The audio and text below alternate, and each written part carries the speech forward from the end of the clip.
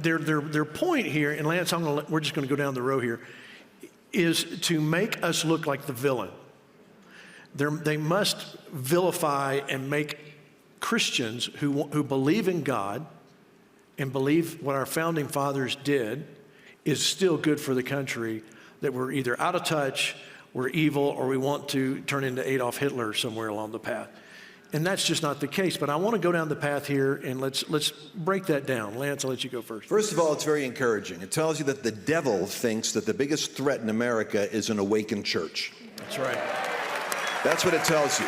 This didn't happen in 2016, didn't happen in the midterms, but they're surveying what's the one characteristic that seems to be showing up that's creating momentum and cohesion and movement that we have to do a lot of propaganda and spread a lot of Soros money around to accomplish. These people do it, and then they pay their own way. It's the church. That's what they're afraid of. They're afraid of the awakened church. So they have to use the Alinsky model that the Marxists do, which is you have to brand the person or the movement. You brand them, then you fix that brand upon them, then you vilify the brand, and you embarrass the association so people back up. They want to suppress Christian turnout. They believe that Trump's running away with this thing. And a lot of the problem is these Christians that just won't break rank with him. So therefore, they decided, and it was white Christian nationalism for 2 years. Then there were so many David Harris's and other people of color showing up that they said, dang, that's getting awkward. All right, so we're just going to call them Christian nationalism. And so I have two quick thoughts on it. I read an article by Prager years ago that I never forgot, and I'm going to do this. I'm going to deal with this with Charlie Kirk on Monday at his show. Here's the deal. There's healthy nationalism and unhealthy nationalism.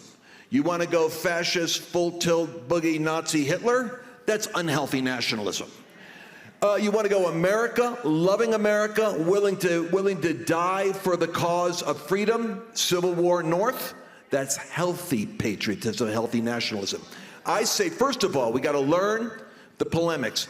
Require of them a definition of what do they mean by nationalism, and you want them to tell you what would be a healthy nationalism versus an unhealthy nationalism, just so I know the distinction, because we already know what the two are. We believe they represent unhealthy anti-Americanism.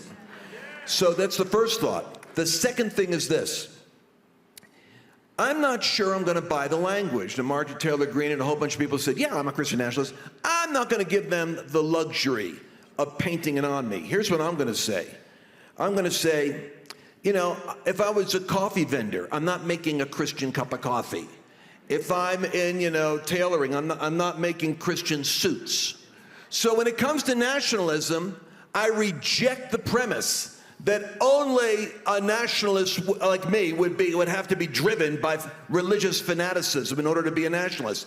I am a nationalist who happens to be a Christian.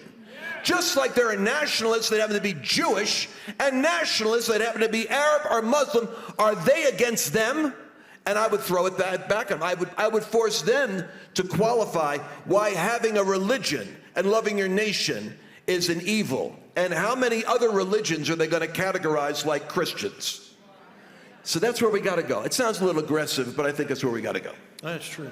All right. Yeah. Good.